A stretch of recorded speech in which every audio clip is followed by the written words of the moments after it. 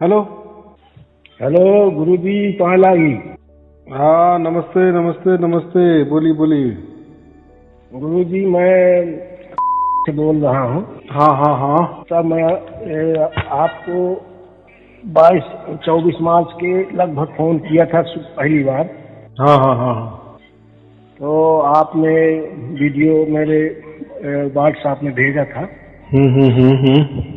तो मैं उसको तब से सुन रहा हूँ, लगातार सुन रहा हूँ। मतलब कभी 4, कभी 5, कभी 3, इस तरह सुन रहा हूँ। तो लगभग 100 के लगभग मैं सुन चुका हूँ। बहुत अच्छे बहुत अच्छे। और कुछ डबल भी सुन लिया हूँ, नहीं समझ में आया तो डबल भी सुन लिया हूँ। हाँ हाँ हाँ हाँ हाँ गुरु जी, मेरी बेनती है बार बार आपसे कि मुझे हाँ अभी साफ शब्द का लखाव नहीं हो रहा है। वैसे जैसे कि झिंगुर की आवाज होता है हाँ हाँ हाँ हाँ। तो वो मतलब आता है, मतलब रुक के जैसे साए साए साए साए की आवाज, इस तरह से मतलब आवाज झिंगुर जैसा ही रहता है। हम्म। उस तरह से आता है। लेकिन जो आपने वीडियो में डाला है वो मतलब डुप्लीकेट आवाज, मतलब कंटिन्यू चलने वाला लगातार, वो उस तरह से भी नहीं हो रहा है। गुरुजी, मैं बड़ा चिंता में हूँ। देखो, उसमें कोई चिंता करने की बात ही नहीं ना।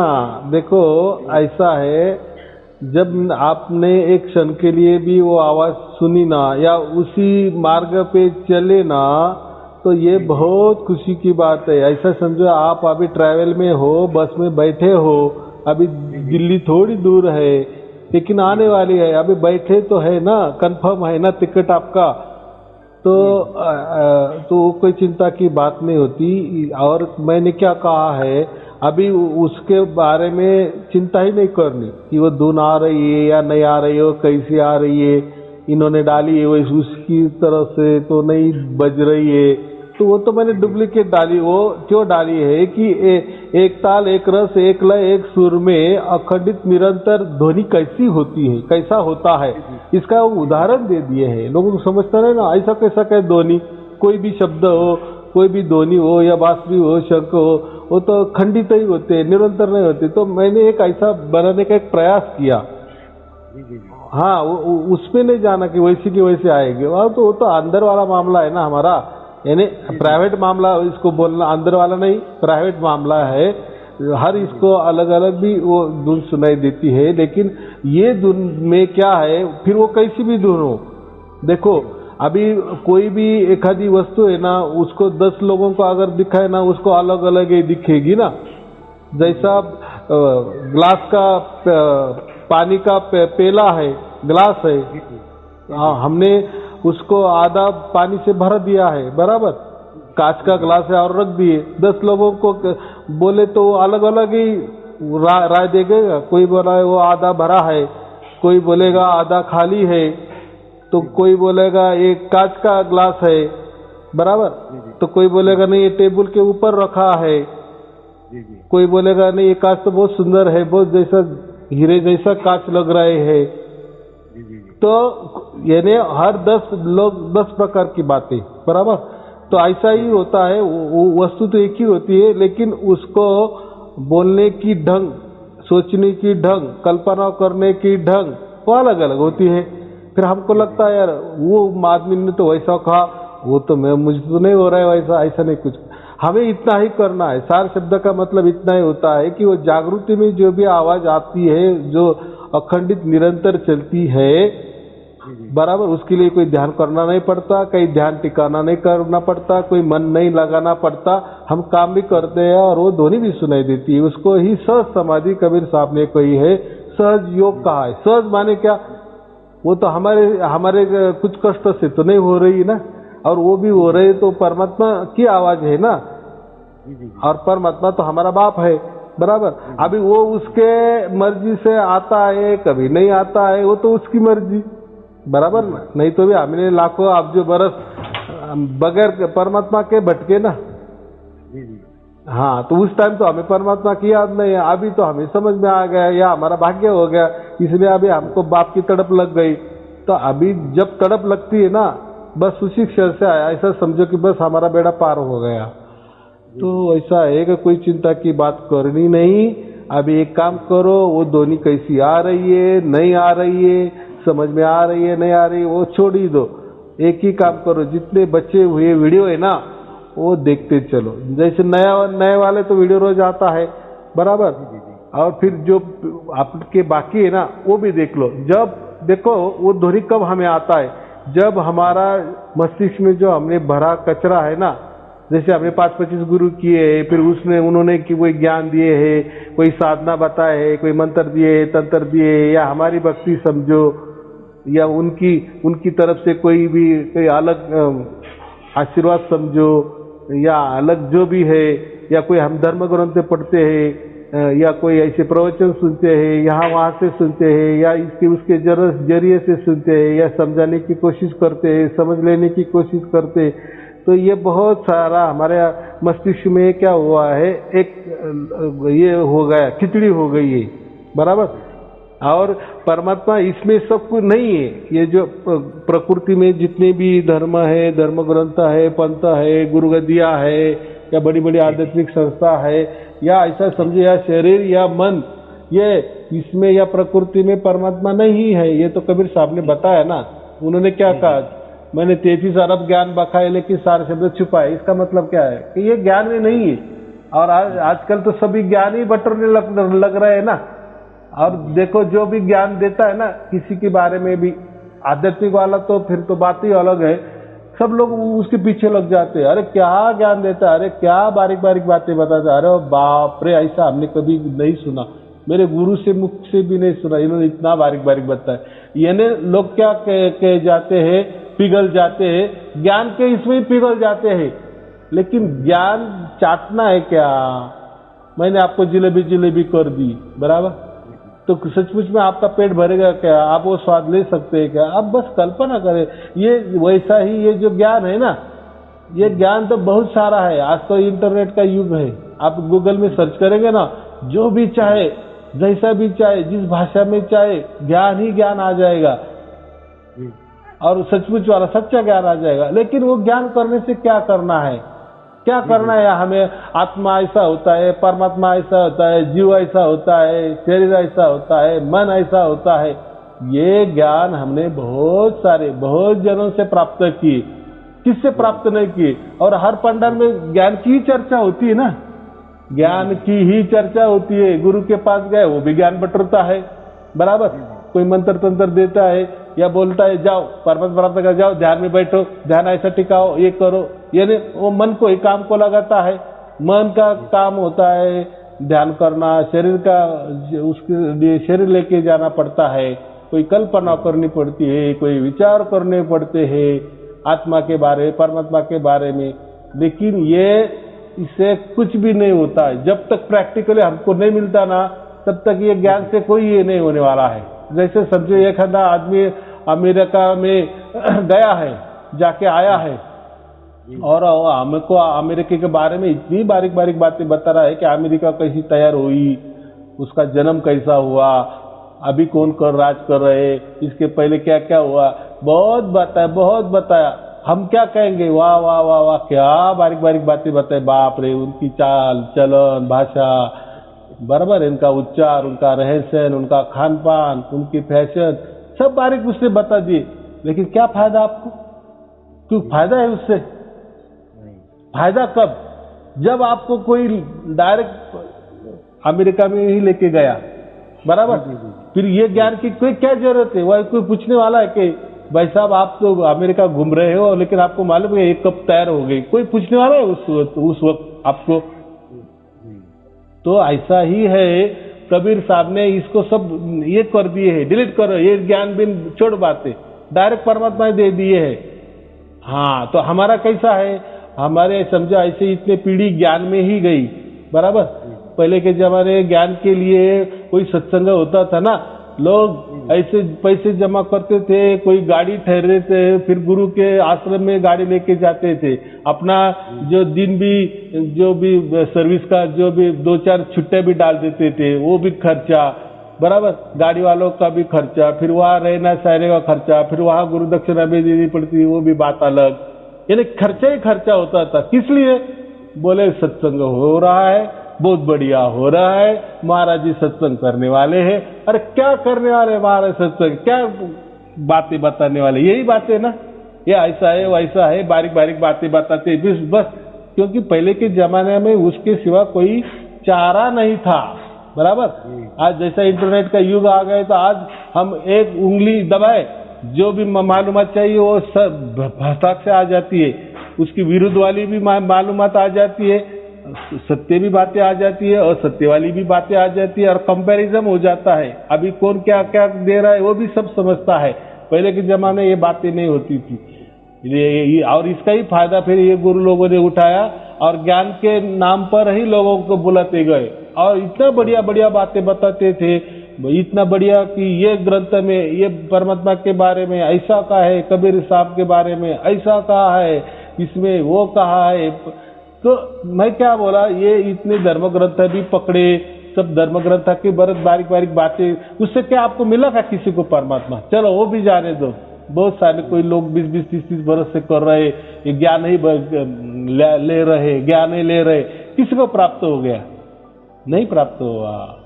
तो ये सब बातें पहले भी होती थी, ऐसा आज नहीं होती, ये पहले भी होती थी। ये मंत्र तंत्र ध्यान धारणा या परमात्मा की बातें सत्संग ये पहले ही होता। यही कबीर साहब ने सब कुछ देखा, लेकिन कोई भी परमात्मा का लखाव यानी साक्षात परमात्मा की अनुभूति, वो भी अनुभूति ऐसी वैसी नहीं, निरंतर 24 घंटे अखंड कोई करवा नहीं देता था। ये करवाने का काम उसको ही सार शब्द कहते हैं, ये पहला काम कबीर साहब ने किया। तो देखो अब जब कबीर साहब ने ये किया ना, तो बाकी जो धर्म थे, पंथ थे, गुरु गद्दियाँ थी या धर्म ग्रंथ थे, उन्होंने इनकी बातें आगे आने ही नहीं दी, बराबर। इसीलिए कबीर साहब का पंथ बड़ा नहीं हुआ। एक्चुअली में कबीर साहब ने कोई पंथ नहीं निकाले, पंथ तो उनके बाद में हो गए तैयार, लेकिन जब वो खुद थे ना, फिर इतना बढ़िया ज्ञान था, तो क्यों ऐसा नहीं मिला या उसका प्रसार प्रचार क्यों नहीं हुआ, बराबर। तो ये उनके खिलाफ था ना, धर्म के खिलाफ था, पंथ के खिलाफ था, गुरु गद्दियों के खिलाफ था, सत्संग के खिलाफ था, ज्ञान के खिलाफ था, धर्म ग्रंथ के खिलाफ था, बराबर। और अभी आपको आज पता चला, अभी कैसा हो गया, ये जमाने में इतना धर्म का महत्व नहीं है ना, कोई धर्म ज्यादा मन पे लेते हैं, वो बात छोड़ो, लेकिन बहुत सारे का कोई इतना ये नहीं रखते धर्म क्या बोल रहा है, क्योंकि हर एक का काम अलग होता है। धर्म कुछ भी कहता है, लोग इतना नहीं धर्म के ऊपर जाते, क्योंकि आज सब कुछ खुला हो गया ना, तेरा धर्म क्या कहता है, मेरा धर्म क्या कहता है, ये आदान प्रदान हो गया, ये जमाना अलग है। तो अभी इसमें लोगों को समझ में आ गया कि बाप रे, कि कबीर साहब ने ये कितना बढ़िया बात सार शब्द के माध्यम से रखी थी उस टाइम, पर बाद में वो लुप्त हो गई, वो बात अलग है। अभी वो वापिस वो आगे आ गई, बराबर। तो भी लोगों का विश्वास नहीं रखता, तो भी लोग क्या बोलते हैं, हमारे गुरु ने तो ऐसा नहीं कहा, किस धर्म ग्रंथ में ऐसा लिखा है, कौन धर्म में ऐसा लिखा है कि ये सार शब्द ऐसा होता है। देखो, अरे वो तो नाम है सार शब्द, उसको आप क्या कहना है कहो ना, ईश्वर कहो, परमात्मा कहो, भगवान कहो, आत्मा कहो, परमात्मा को क्या करना है कहो, पर ऐसी अनुभूति हमें साक्षात दे दो, 24 घंटा निरंतर अखंडित, बराबर। तो फिर उसको परमात्मा कहेंगे ना, आपका परमात्मा जो भी हो, चलो उसकी अनुभूति दे दो। लेकिन ऐसा कुछ तो भी जादूगिरी, थोड़ा सा आंख मिटा बंद कर लिए, कुछ भी दिखा दिए, बस खुश हो गए ना आप, दिखाना कुछ तो भी, हाँ फिर मेरी कृपा दृष्टि से आपको दिखाई दिया, कान बंद कर दिए, कुछ सुनाई दिया, हाँ कुछ सुनाई दे रहा है ना, हाँ बस हमारे कृपा दृष्टि से निकालो गुरु दक्षिणा। तो ये चल रहा है, बराबर। ये ऐसा थोड़ा दिखावा, थोड़े कान दबा से कुछ भी सुनना, आंख दबाने से कुछ तो भी देखना, ये ऐसा परमात्मा होता है क्या? बोलो।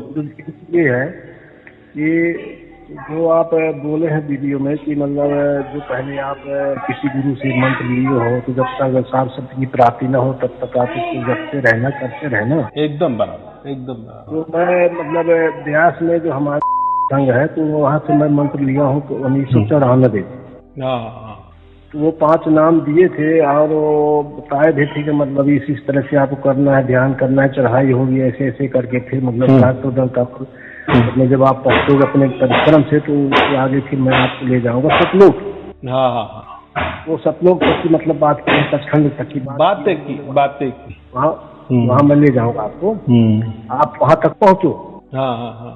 तो मैं किया मतलब करते रहा, घंटे दो घंटे बैठता रहा, लेकिन मुझे अभी तक मतलब कुछ प्राप्त नहीं हुआ और मैं निराश ही रह गया। और जीवन में मैं अपने परमात्मा की ओर मेरा झुकाव पहले से ही था। मैं पूजा पाठ भी करता था, मूर्ति पूजा, रामायण वगैरह पढ़ता था, प्रवचन सुनने जाया करता था।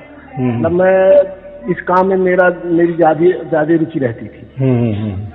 तो अब इस तरह से मेरा जीवन ढला है गुरुजी। और मैं इस समय 69 साल का हो गया हूँ और नौकरी करता था राजस्व विभाग में, पटवारी पद पर था। तो अब रिटायर हो गया हूँ और उसी पेंशन से अपने घर का गुजर बसर करता हूँ। 4 बाल बच्चे हैं मेरे और हो गया उसी में अपना रहता हूँ। तो मेरे को मतलब ये हुआ कि परमात्मा की प्राप्ति कैसे होगा करके तो हो गया। मेरे को आपका फोन पता चला आपके विषय में, तो मैं आपको फोन किया था। तो जो आप हुक्म आदेश दिए थे उसके अनुसार मैं मतलब करीब 28 मार्च से मैं अभी तक कंटिन्यू सुन रहा हूँ। और वह चाय की आवाज जैसे झींगुर की आवाज होती है उस तरह से आवाज मतलब रुक रुक के तब रहता है 24 घंटा। रात में सो जाता हूँ और जब जगता हूँ फिर वो सुनाई देता है। और मतलब है वही आवाज, मतलब वो क्रांति में एक लय में नहीं है वो आवाज। इसलिए मेरे को समझ में देखो वो आवाज आप बोल रहे हैं ना, बात बराबर है। सार शब्द का मतलब ही स्पष्ट कहा गया है, जो सहज में हमें धुन सुनाई देती है उसको सार शब्द कहा। और जो भी ध्यान में या शरीर लेके बैठते हैं या कोई ध्यान टिकाते हैं या बस वही धुन सुनना है उसके लिए हम प्रयास करते हैं ना, तो फिर वो सहज नहीं होता। तो वो जब फिर हम जो भी होता है ना प्रयास से करते हैं ना, वो मन प्रयास करता है, वो धुन सुनने की मन प्रयास करता है। और वो जो भी सुनते हैं ना तो वो काल की ही ध्वनि होती है, ना कि सार शब्द वाली। वो तो थोड़ा सूक्ष्म फर्क है। तो वो समझने के लिए इतना ही हमें उसकी व्याख्या समझना कि जो भी काम करते समय यानी पूर्ण जागृति, ध्यान भी एक प्रकार की अर्ध जागृति है, बराबर।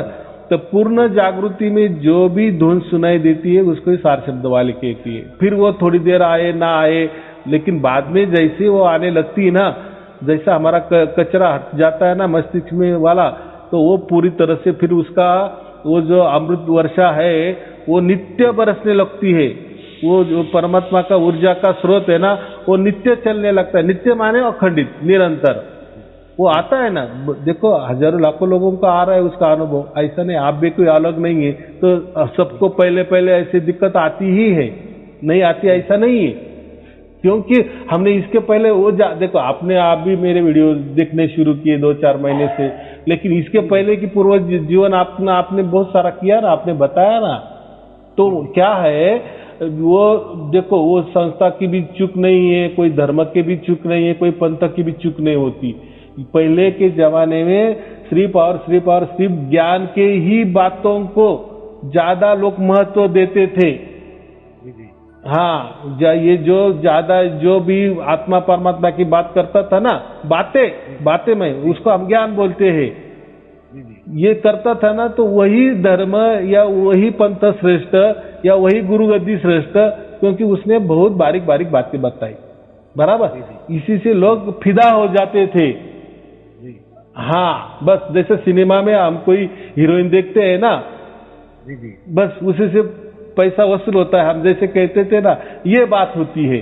तो ऐसे ही ये लोग फिर ज्ञान देख कर, फिर पहले के जमाने में ऐसा इंटरनेट का युग नहीं था ना, तो फिर उनके पास ही ग्रंथ होते थे, फिर वही वो लोगों का अभ्यास करके उसमें से कोई निकाल के लोगों को दिखाते, देखो ये धर्म ग्रंथ में ऐसा लिखा है, देखो हम जो बता रहे बराबर बता रहे। यानी उनकी वो जो बताते थे उसके लिए वो प्रूफ ढूंढते थे, देखो मैं जो कहा ना इसमें है, अरे उसने आपने उससे तो लिया, पहले आपने पढ़ा इसलिए तो बोल दिए ना, और वापिस आप वही हमको दिखा रहे हो। लेकिन वो दिखाना भी सच है, आप जो बता रहे वो भी सच है, लेकिन वो सत्य हमारे हाथ में नहीं ना आ रहा है। वो सत्य हमको समझ गया कि ये सत्य है, लेकिन उसका लखाव हमको नहीं हो रहा है ना, उसकी निरंतर अनुभूति नहीं हो रही है, तो फिर क्या फायदा हो ज्ञान का भी। आपने बहुत बारीकी बताया, बात बराबर है, आप श्रेष्ठ हो, आप महापुरुष हो आप साक्षात परमात्मा ही हो, लेकिन हमें परमात्मा की अनुभूति नहीं हो रही ना। फिर वो लोग क्या करते हैं, तो वो खुद को ही परमात्मा घोषित करते हैं और आगे आ जाते हैं, बस हमारी पूजा करो हो गया परमात्मा। तो ये क्या बोलते हैं, चाल करते हैं, बराबर।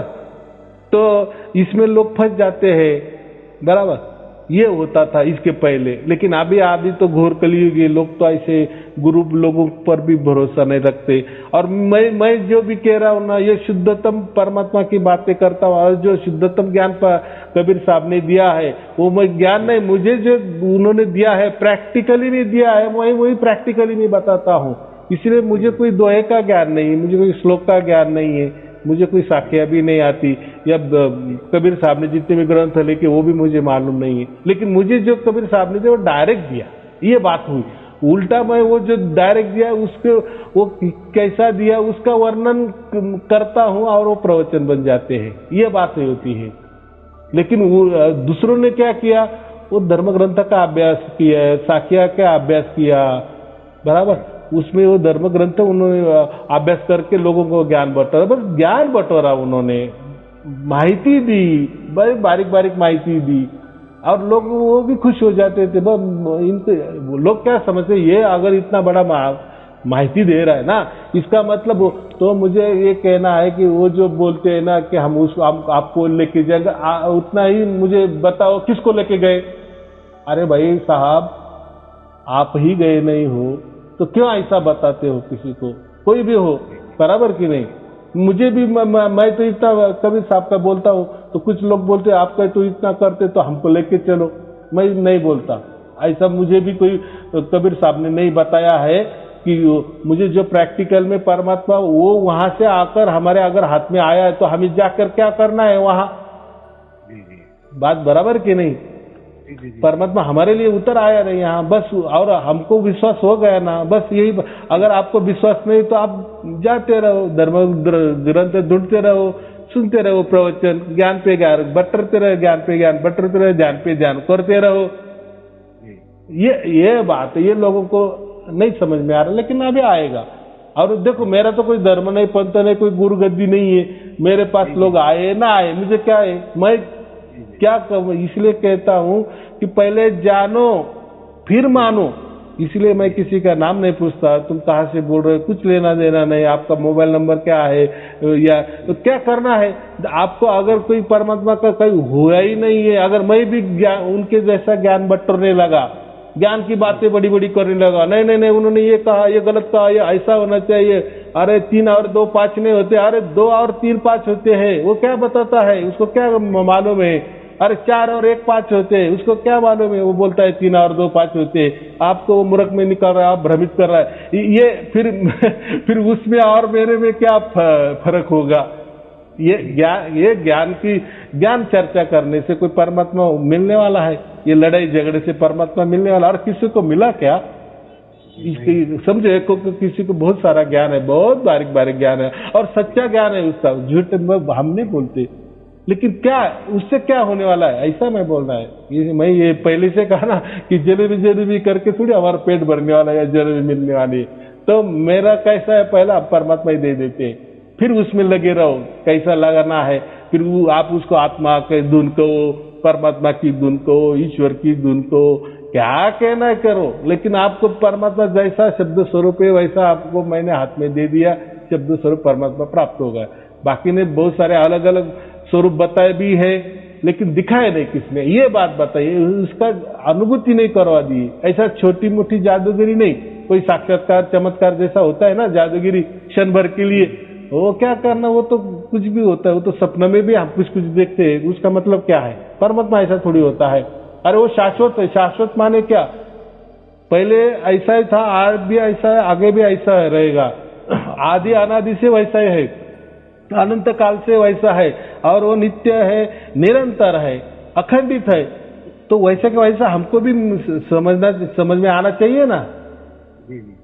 हाँ, तो ये बात होती है। गुरु जी मैं जो मंत्र मैं भी मतलब जाप कर रहा हूँ जो 5 नाम का, तो उसको करूं कि बंद कर दूं? नहीं नहीं नहीं, देखो अभी आप जो भी कर रहे, जिस गुरु के भी आप सानिध्य में हो या जिस धर्म के हो, जिस पंथ के हो, जिस गुरु गद्दी के हो, परंपरा के हो, वो कुछ भी नहीं छोड़ना। देखो आपका जैसा है वैसा ही चलने देना।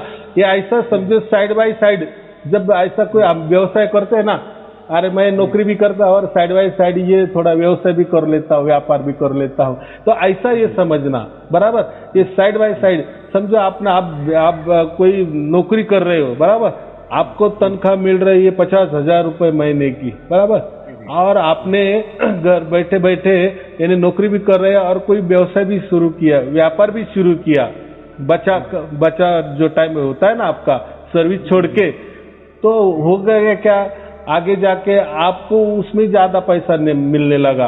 यानी ऐसा समझो कि कुछ दिन में 1-2 बरस में आपका व्यापार इतना बढ़ गया है कि आपको 1,000 कोट का फायदा ही हो गया। तो बाद में आप क्या करेंगे, नौकरी पे जाएंगे क्या? तो आपको मालूम है कि मैंने महीना भर करके मुझे 50,000 मिलते, और यहाँ देखो मैं व्यापार करता हूँ, वो भी अब टाइम निकल के तो मुझे महीने का ही 5 लाख मिल रहा है या महीने का ही 2 लाख मिल रहा है, तो फिर आप करेंगे क्या नौकरी? नहीं करेगा ना। लेकिन जब तक आपको उसमें फायदा नजर नहीं आ रहा है तब तक आप क्यों नौकरी छोड़ना? ऐसा ही आप जिस भी धर्म के हो, पंथ के हो, गुरु गद्दी के हो, गुरु प्रणाली के हो, या कोई भी विचारधारा के हो, कोई भी कल्पना धारा के हो बराबर, आप जैसे हो वैसा ही हम आपको स्वीकार करेंगे। इसलिए आप कोई भी छोड़ना नहीं, और हमको बताना भी नहीं कि आप किस गुरु के कर रहे हो या नहीं, कि उसका मुझे कोई लेना देना नहीं है। मैं ऐसा बोलता ही नहीं ना। अगर आप मेरा करेंगे तो पहले आप छोड़ दो फिर मेरा, जैसे कोई गुरु करते हैं ना, हाँ आपको परमात्मा प्राप्त करना है ना, आपको 7 शब्द चाहिए, चलो आ जाओ, पहले हम नाम देते हैं, आपको गंडा तोड़ा ये कर देते हैं बराबर, कोई बंधन भी डाल देते हैं बराबर, कोई कंठी माला भी पहन देते हैं, दे दो गुरु दक्षिणा। अरे भाई साहब आपने तो हमको तो कोई वो दिखा रहे, वो दिखेगा, वो मैं बताने वाला ना, ध्यान करो, ध्यान ऐसा ऐसा करो, ऐसा ऐसा टिकाओ। मैंने वो गहराई वाली बातें बोल दी, गहरे वाला ज्ञान दे दिए ना, अरे उससे बराबर प्राप्त हो जाएगा। आपको प्राप्त हुआ क्या वो मत पूछो, आप करो, आपको हो जाएगा प्राप्त। फिर 10-20 बरस गए, 40 बरस क्या, अरे जिसने बताया उसको भी मालूम नहीं। अगर उसको मालूम होता तो वो क्यों आपको नाम देता, 4 नाम, 5 नाम, 10 नाम क्यों पहले से देता, या क्यों आपको ध्यान में बिठाता?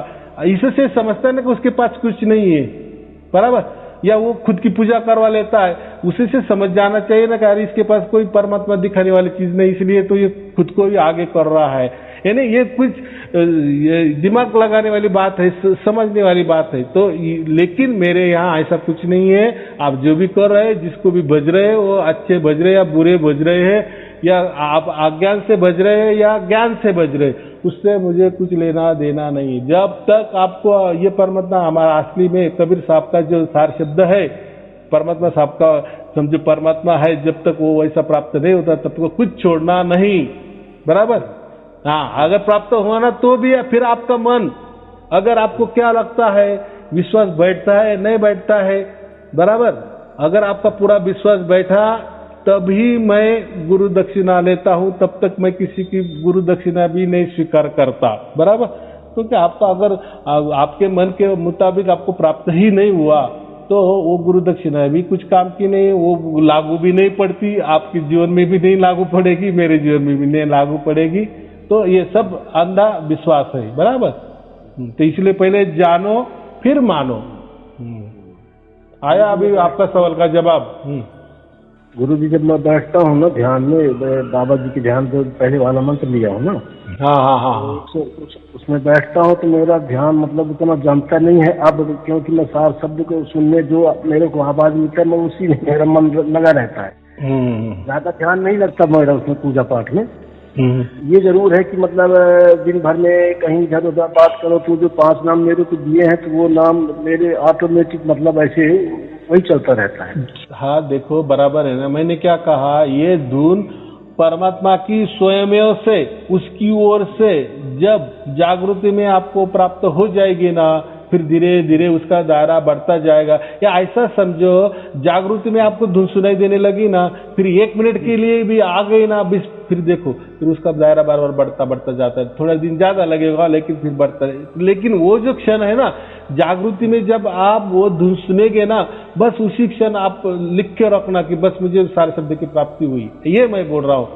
लोग क्या करते हैं, नहीं आप प्राप्त तो हो गई, लेकिन वो 1 घंटे के लिए नहीं आई थी, 4 घंटे के लिए नहीं आई थी, कल नहीं थी। वो ऐसा नहीं। 24 घंटे का मतलब परमात्मा ने, जैसा पारस ने एक बार लोहे को टच कर दिए ना, बस उस 24 कैरेट सोना ही हो जाता है। वैसे परमात्मा ने आपको टच कर दिए ना, जागृति में आपको धुन सुनाई देने लगी ना, बस उसी क्षण परमात्मा के आप हो ही गए। फिर परमात्मा थोड़ा सा आपको शुद्ध पवित्र बनाने में वो थोड़ा टाइम लगता है, फिर वो बराबर 24 घंटे आने लगती है। लेकिन जब पहला स्पर्श हो जाता है ना परमात्मा का, बस उसी क्षण आपका क्या बोले, बेड़ा पार हो गया। बस उसी क्षण आप मुक्त हो गए। ये मेरे हर वीडियो में आपको आएगा, तो वो विश्वास रखो, वो क्यों नहीं। और आपका चलने दो, जब तक आपको पूरा विश्वास नहीं बैठता रहा इसके ऊपर, तब तक जो भी आपका जैसा भी चल रहा है पहले का जीवन, उसमें कोई बदलाव नहीं है। और अगर आपने छोड़ भी दिए और ये सारे शब्दों की भी धारण हो गए आपको, सारे शब्द यदि परमात्मा ने आपको पकड़ भी लिए, उसकी गोद में बिठा भी लिए, परमात्मा प्राप्त हो भी गया आपको, तो भी आपका मन, अगर आपका पहला वाला छोड़ना है नहीं छोड़ना, वो भी आपके ऊपर है। और मेरे यहाँ कोई बंधन भी नहीं है, पहले भी नहीं है बंधन और बाद में कोई बंधन नहीं है, क्योंकि मैं शुद्धतम परमात्मा की बात करता हूँ ना। परमात्मा माने क्या, सत्य, और वो सत्य, उसको सत्य कहते हैं परमात्मा को। वो सत्य का संग मैं करवा देता हूँ ना आपका, बराबर जैसा मुझे हुआ है वैसे मेरे जैसा आपको मैं करवा दे रहा हूँ। फिर सत्य का संग आपको जब हो जाता है, बस उसी क्षण आप संत बन जाते हो। संत का मतलब वही होता है ना, जो सत्य के रास्ते पे चलता है, सत्य उसके साथ निरंतर रहता है, सत्य उसके साथ अखंडित रहता है। नहीं, वो सत्य पहला और उसके पीछे वो चलता है, ऐसा समझो, तो उसको हम संत कहते। तो आप कोई गुरु के शिष्य नहीं बनने वाले, बराबर। इसलिए मैं कोई गुरु परंपरा, कोई गुरु ये नहीं है, कोई प्रणाली नहीं है। तो आप जो भी बनेंगे ना, देखो धीरे धीरे बनो, अच्छी तरह से बनो, पूरा ज्ञान ले लो, क्योंकि आप संत बनने जा रहे हो।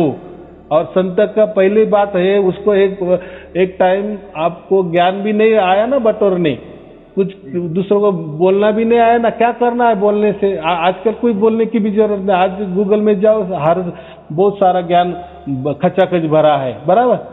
आज लोगों को ज्ञान की जरूरत नहीं, आज लोगों को प्रैक्टिकली प्रत्यक्ष अनुभूति की, और वो भी नित्य अनुभूति की जरूरत है, बराबर। नित्य अनुभव चाहिए, यानी सदोदित अखंडित निरंतर अनुभव की जरूरत है।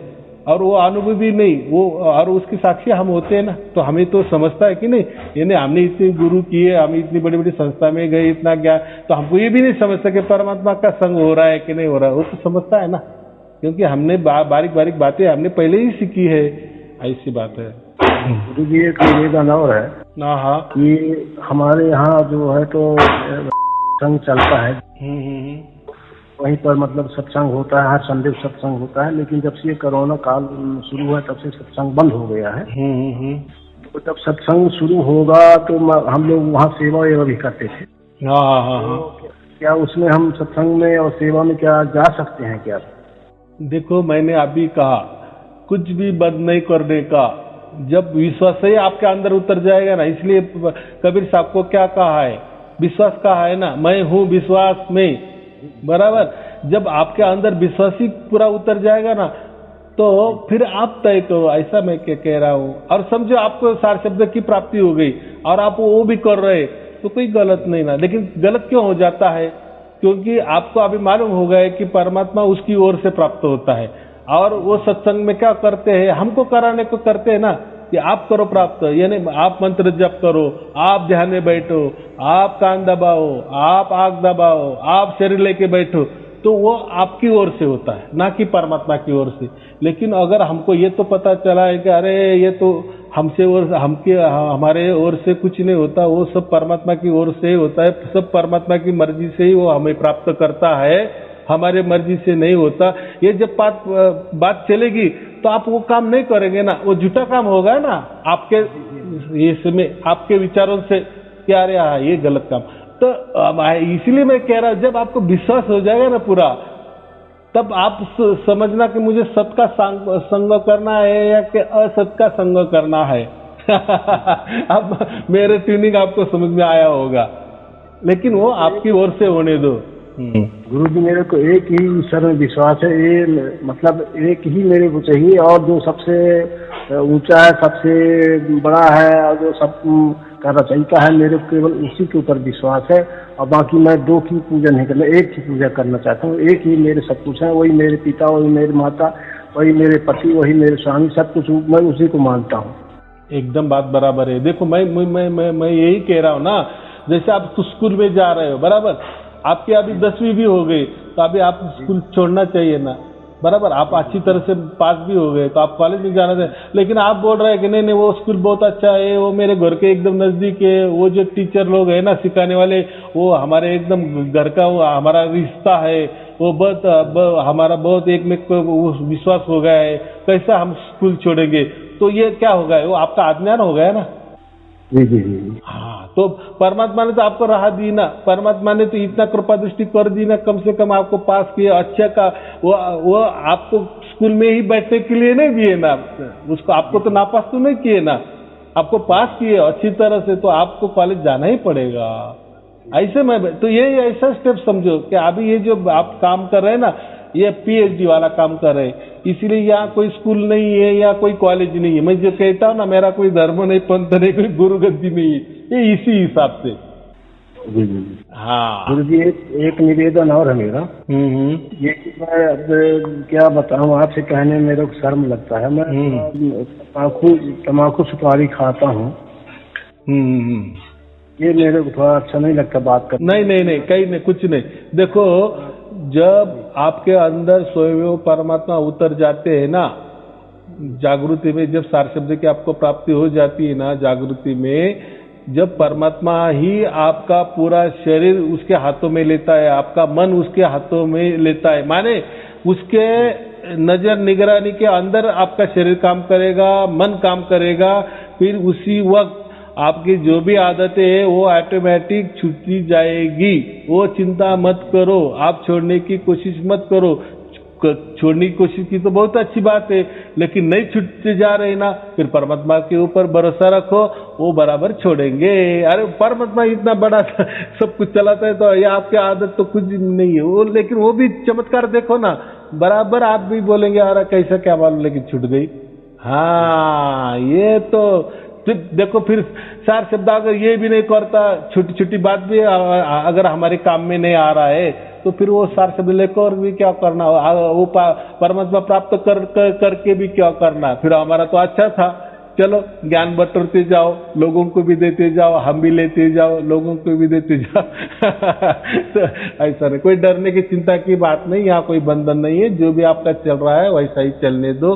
अब जो अच्छा है परमात्मा बराबर रखेगा, जो बुरा है वो बराबर जाएगा, बराबर। जो नहीं है वो अच्छा है, हमारे अंदर उतरेगा। हाँ बोलो बोलो।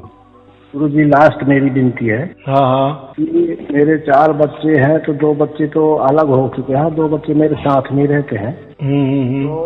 तो छोटा वाला बच्चा ही थोड़ा नशा पत्ती में बर्बाद है, उसकी बात मानता नहीं, क्या करूँ, मैं उससे परेशान हूँ, और साथ में रहते हैं। देखो ऐसा है, बात बराबर है, वो क्या आपका प्रॉब्लम, हर सबका वो प्रॉब्लम में रहता है।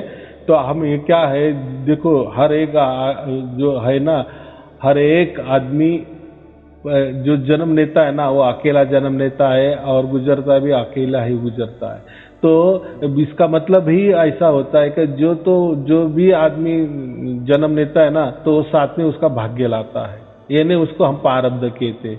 फिर प्रारब्ध जो भी लिखा है वैसा ही वो होता है, बराबर। तो हम क्या कर सकते हैं इसके लिए? देखो, हमारा प्रारब्ध अच्छा तो हमारा भाग्य अच्छा तो हमें परमात्मा मिल गया, बराबर। अभी यही परमात्मा उनको मिला तो बहुत अच्छे, लेकिन नहीं मिल रहा है, वो आदतों से ये हो गए ना, कोई चिंता की बात नहीं। हम इतना ही कर सकते, परमात्मा को अरदास कर सकते, प्रार्थना कर सकते। और जो भी एक व्यक्ति भी घर के अंदर सार शब्द वाला हो ना, तो उसका प्रभाव पूरा परिवार पर गिरता ही है। लेकिन धीरे धीरे से वो भी उनको भी शुद्ध पवित्र बनाता है, जैसा हमको बनाता है ना परमात्मा, तो वह परिवार को भी पूरी तरह से शुद्ध पवित्र बनाता है। लेकिन विश्वास पे चलो। अभी कोई किसी को बोलना नहीं, जो भी चल रहा है सिर्फ इतना ही कर सकते, थोड़े हम अरदास कर सकते, प्रार्थना कर सकते परमात्मा को। एक्चुअली परमात्मा के प्रार्थना की कोई जरूरत नहीं। परमात्मा अगर आपके साथ में है सार शब्द के माध्यम से, तो परमात्मा सब कुछ देख रहा है ना। उसमें आपका जीवन उसके नजर निगरानी में ले लिया है ना, उसकी गोद में आपको बिठा लिए है ना, तो आपका परिवार के ऊपर भी उसकी नजर रहेगी ना। ऐसा थोड़ी का वो इतना परमात्मा स्वार्थी नहीं ना, आपको लेके जाएगा और आपका जो परिवार ऐसा ही छोड़ देगा वारे पे, ऐसा नहीं होता है। तो वो सब होता है, धीरे धीरे होता है, विश्वास के साथ होता है। उसकी चिंता आप मत करो, परमात्मा के ऊपर छोड़ दो। चलो ठीक है, शुभ आशीर्वाद। सत साहिब जी, सत साहिब जी, सत साहिब, शुभ आशीर्वाद।